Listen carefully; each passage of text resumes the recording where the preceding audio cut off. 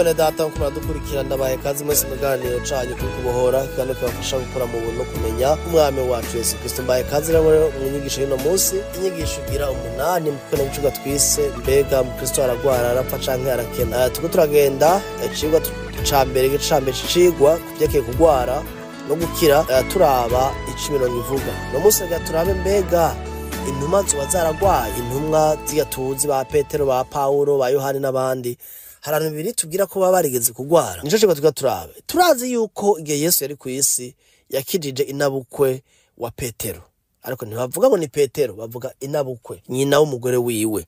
Yaramumukirije ngo afise ubushuhe aramukiza. Aho niho tubona bavuga umuryango w'umwe mu ntumwa kuvyekeye kugwara. Mbega bisigara yuko bari aba super bana batagwara, ndibaza ko bagwara ariko batabivuga, ntibavyanditse ko ibibazo byo kugwara kwabo. Rero nega turabe Petero abambe Paulo turabona ahantu mu bikorino ba kabiri igice 12:70 gusha ku 9 de Corinthiens 12:7-9 haravuga gutya hanya umurongo uravuga ngo kandi kugira ngo noye gutega kwishira hejuru birenze urugero bitewe nuko nahishuriwe ibirushiriza kuba ibihambaye, catumye mpabwa igisata mu mubiri, intumwa ya Satani yo kunkubita ibipfunsi, ngo noye gutegwa kwishira hejuru birenze urugero. Kandi kuri ivyo natakambiye umwami wacu gatatu ngo kimvemwo. Arambarira ati ubuntu bwanje buraguhagije, kuko ubushobozi bwanje buhingurirwa mu ntege nke. Nuko cane cane nzonezerwa kwirata intege nke zanje, ngo ubushobozi bwa Kristo bunzeko. Nje gituma ku bwa Kristo nzonezererwa intege nke zanje, no gukubagurwa n'imibabaro, no guhigwa n'ivyago, kuko iyo mbonye mbaye umunyantege nke ariho ndushiriza kugira ubushobozi. Aya majambo n'amajambo akomeye cyane, nibaza yuko iri jambo rikunda kuzazanira abantu. Ijambo Petero ko yarafise ihwa mu rubavu muca mu mubiri wiwe, ngo yahawe ihwa mu mubiri wiwe kubera guhishura ibintu birushije guhambara. Paulo yahishuriwe amabanga uno munsi benshi batumva. Naje nibaza ko hari ibintu byinshi ntarumva mu vyavuze, nciga nguma niga nguma nsoma nkavuga ni what iki kintu yarakivuze. Ugasanga hari gimasha guhishurirwa ibintu by'Imana bikomeye, gaca yizura ubwibone, agaca gira akantu ka pride. Rero iri jambo intumwa ya Satani mu mubiri wiwe benshi bavuga yuko yari ingwara, ariko bibiri Paulo avukoresha ijambo ngo intumwa ya Satani. Mu Kigiriki ni ijambo angelos satana.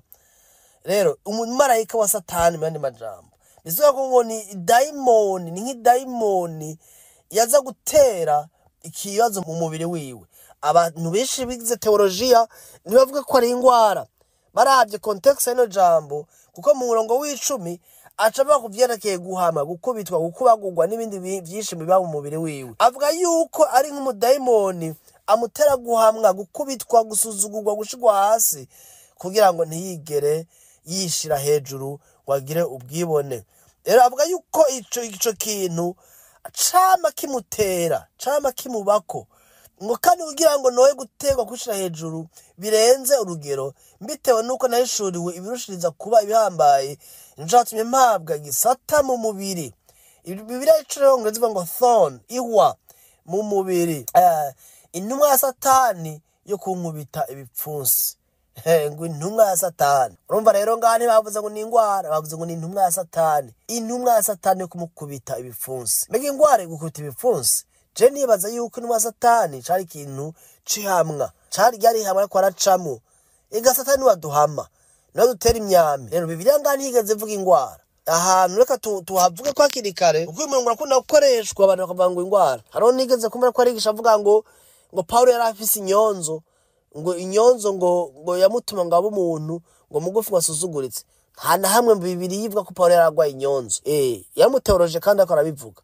Nivyo abantu n'ama speculation, nivyo bita de speculation extra biblique. Ni ibintu abantu biyumvira biri odera birengeye ibyanditse muri Bibiliya. Rero nzipfa ko bivuga uko nyene ngo tuvyema nk'ijambo ry'Imana. Cise navyemegera ko aravyigisha kubera navuze nti ico namwe ndakibona muri Bibiliya. Rero mugabo kandi iri jambo ntibavuze ngo ni ingwara, ni urubavu, ni ikintu kiba kimucumita, niryo hama kandi nimutahura ngo Pawulo yarafise umudayimoni mu mubiri wiwe. Ekanamba n'abantu baburondera bamuhama bamugwanya. Ega abantu bagwanya ubutumwa bwiza n'abadayimoni babakoresha. Uno munsi abantu benshi bagwanya ubutumwa bwiza bw'ubuntu bw'Imana, bw'ubwami bw'Imana, bigwa Yesu yarangije rimwe rizima.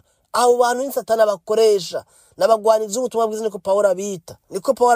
Ni Satani nushaka gukoreshwa n'Imana ngo ugwanye igwa c'Imana. Kandi benshi muri ngaho mutanabizi ko muko mugwanya igwa c'Imana, ko mukora ubugome bwa Satani. Umuntu wese agwanye igwa c'ubutumwa bwiza kubera pretext nuko habi natemesha adatahura. Yabisuzuma muri biri akabona ko ari ukuri, mwahaguma hagaze abango bijya bintu sivyo, nakari mumwumvirize, nakari muze mumvirize, uri kukoreshwa na Satani. Turatinya kubivuga ariko that's the truth, niko kuri. Rero Pawulo turabona yuko ahantu bavuga bagize ikazo mu mubiri ari ngaho gusa, mugana hana hamwe cemeza yuko yari ingwara sickness disease. Rero ikindi kintu cyane gikomeye cyane nibaza ko tukwiye gutahura aho onye kuri uwo murongo Pawulo ntavuga yuko yaragwaye ingwara mu mubiri, ariko hari ahandi Pawulo avuga yuko yagwaye. Hari ahandi Pawulo avuga yuko yagwaye, ari nshaka ko dusoma muri no nyigisho y'uno munsi. Abagalatiya 4:13-15. Galate 4:13-15. Petero mwabonye nta namwe Petero amuvuga ko yagwaye cyangwa Yohani ntaho ndabona, ariko Pawulo avuga ko yagwaye.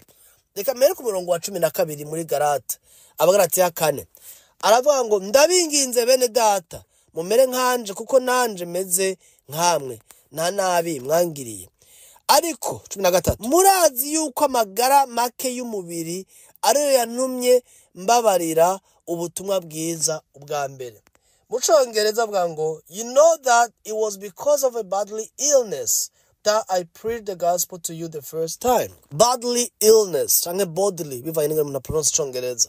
Ingwara yo mu mubiri, ubumuga bwo mu mubiri. Aha no tubona ko Pawulo yagwaye. Reka tubandanye twumva. Kandi ibyabagerageza kubw'umubiri wanje nimwabitituye, nimwaciriye inyenyeri, ariko mwanyakiriye nk'umumarayika w'Imana canke nka Kristo Yesu. None kwa kwishima kwanyu kuri hehe? Ndicabona canyu yuko iyo biba byarashobotse muba mwararemeye kwinogora amaso mukayama. Muri make Pawulo yaragwaye, ariko Abagalatiya ntibamutaye, ntibamusuzugura. Nico tubagiye bwa mbere kwabwira ubutumwa ko yarafise ingwara mu mubiri. Tuna ko Pawulo yaragwaye, muga ntiyavuze ingwara yariyo. Si ya yindi twaboga muri Korinto ba 2:12. Ekanamba oya haravuze ko ingwara. N'ikibazo cangira ngiki nga bigenda gute ngo abantu bamwe kandi bamwe mwigisha canke mwigishwa nabo mukurikira mwemera bababwire yuko kugwara ari ingaruka mbi kutizera, ko ari icaha mwakoze, ko ari igihano c'Imana? Bigenda gute? Pawulo ne yakoze icaha iki? Pawulo yarakoze ikihe caha? Ndashaka ndababaza. Mbega Pawulo yafise kwizera gukomeye cyane, kuko Pawulo yakoreshejwe ibintu bikomeye, yakoreshejwe ibintu bikomeye ducemera no munsi. Mu bitabo 70 b'imisozi nishasha yanditsemwo 13 hafi 50%. Urumva uwo muntu ngirakomeye. None ko yagwaye kandi akaba byatura akabivuga, bacabwe ngo ntuvuge kugwaye, niwemera kugwaye ngo je singwaye. Umva bagashobora ngo je singwaye, je singwara, jewe mfise gukira. Ni bibini n'amasentome n'ibimenyetso by'ingwara, ibintu nk'ibyo. Hari abantu bagwaye ingwara bawe zarabisha abandi zibamereye nabi ko rito doctrine zitarizo zihone umwami Yesu abagendera bigisha.